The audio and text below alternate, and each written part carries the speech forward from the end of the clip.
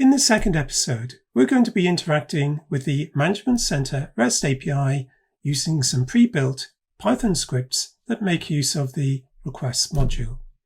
To begin with, we're going to convert comma-separated file data into the format that's expected by the API. Once we've done that, we're going to use some other scripts to import that data, as well as search for it, and as well as deleting it as well. Okay, let's get started with the demo. Okay, so let's move on to step 2. So we know from the endpoint for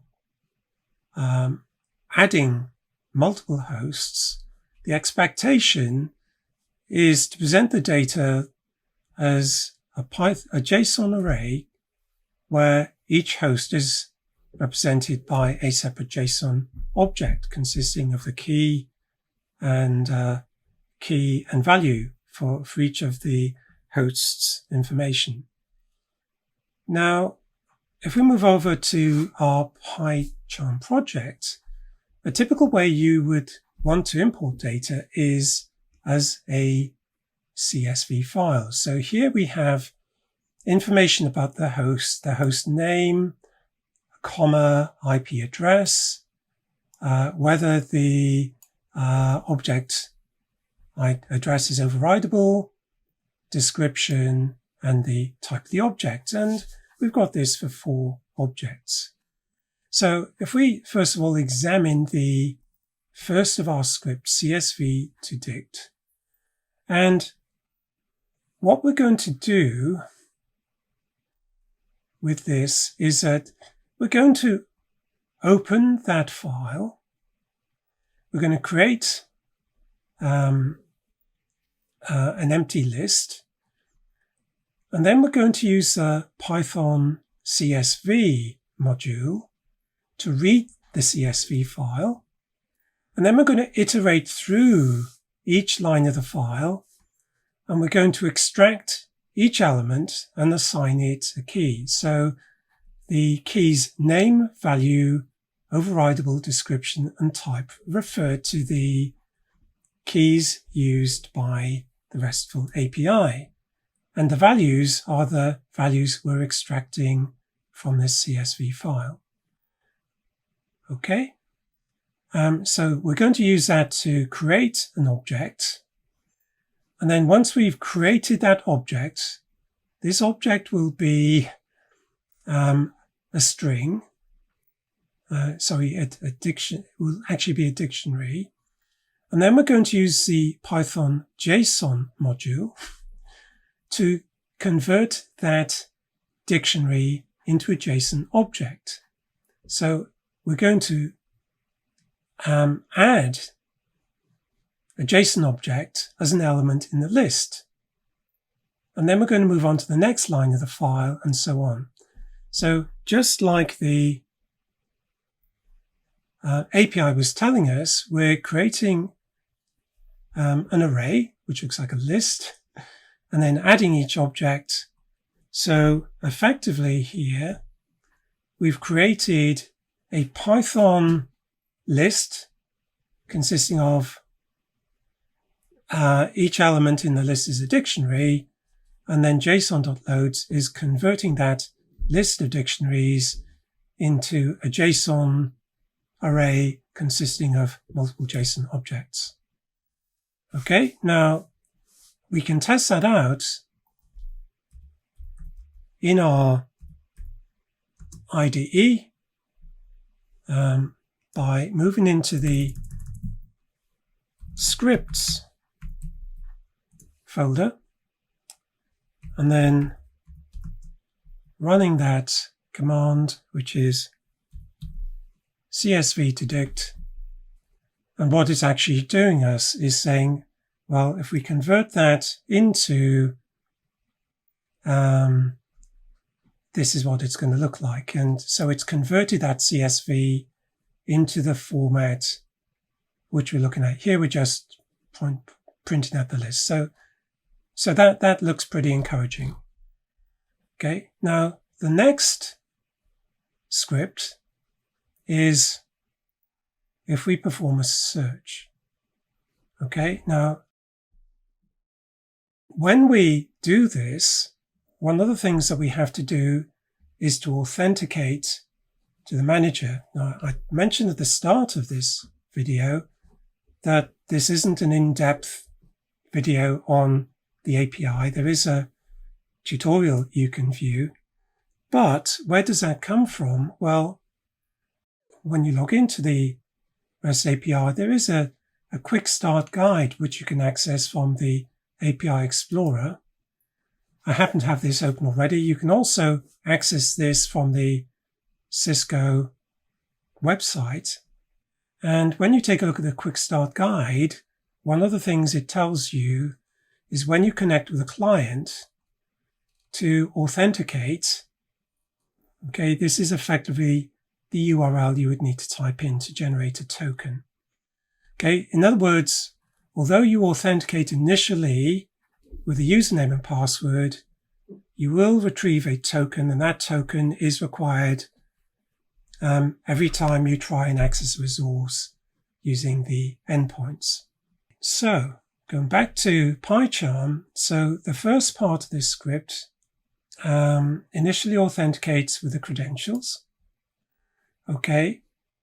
In the header, the response header, we are issued with a token, and what's called an access token. And what we have to do is we have to harvest that access token, just like you saw me do with the UUID. And then once we have that, then we're able to use that for accessing other resources.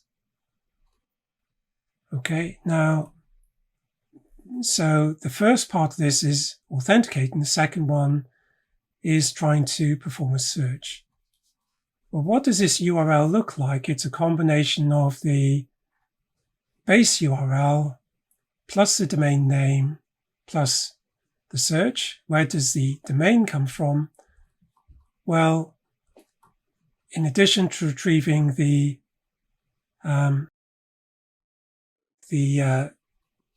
token from the response, we're also able to retrieve the domain as well. So when we authenticate, we obtain not just a token, but the UUID, and then that UUID can be placed into the request. So it's once again it's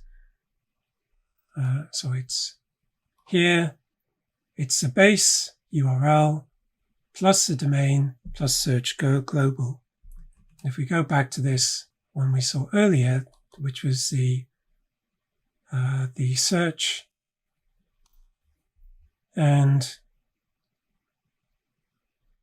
it was this one here. Well, you can see that's the base part. Then the domain plus search global. That actually corresponds to that. Okay, so if we wanted to do a search, it's Python, and this time it's the FMC host search, which you can see there. It's asking here for my name.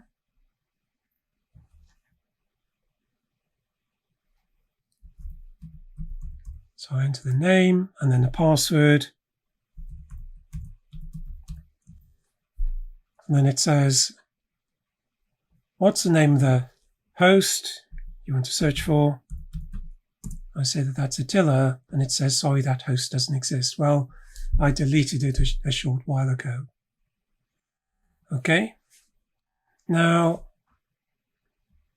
the bulk host post.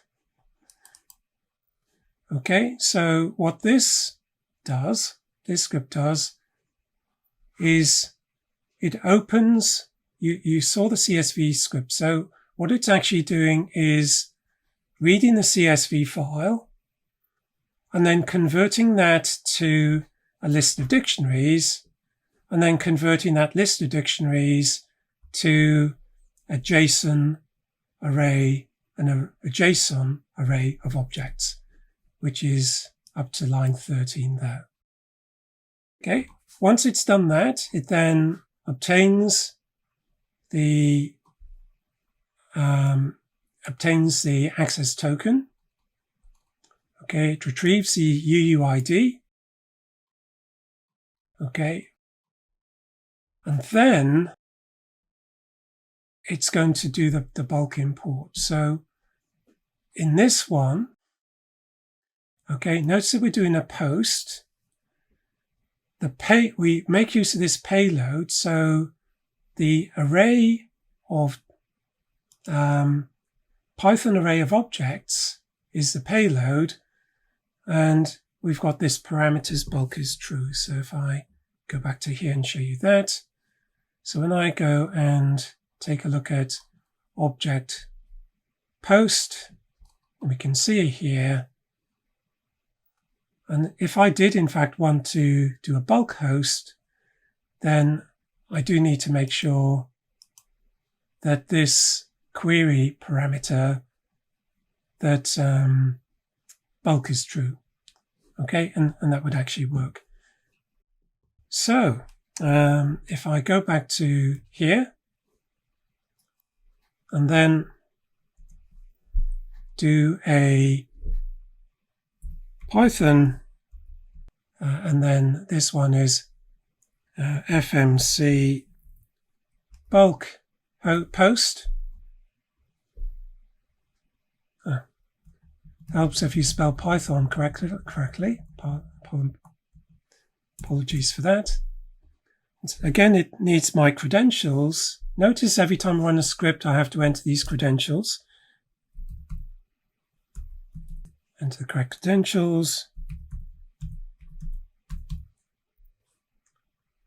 API demo. And then it's actually, that's worked. Now, one way I can verify that is if I go and do a search and credentials once again. See, one of the challenges of running separate scripts. Cisco view.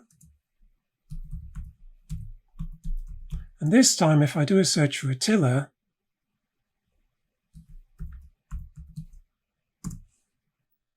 okay, then you can see that that's worked. Now, the last of my scripts is this delete option.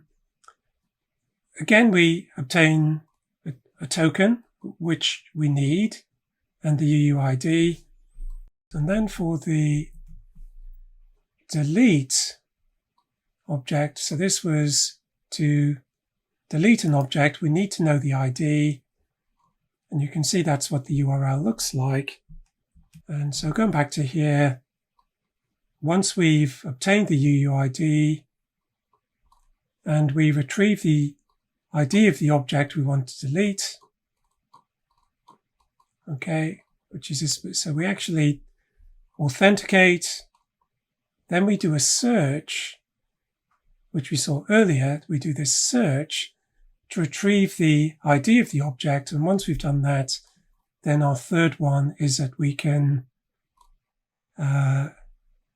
use this delete, but making use of the ID. So if I run this last script, Python, and this one is FMC host delete, and again authenticate, password,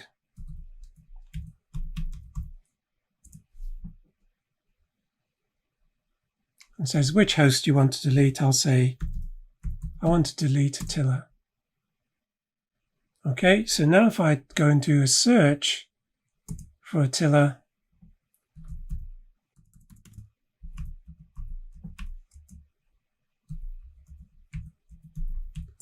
like so, and let's do a search for Attila. This time it should say it doesn't exist. Okay, now another way I can search for these hosts is that I have the option of logging directly into my management center using the same credentials. And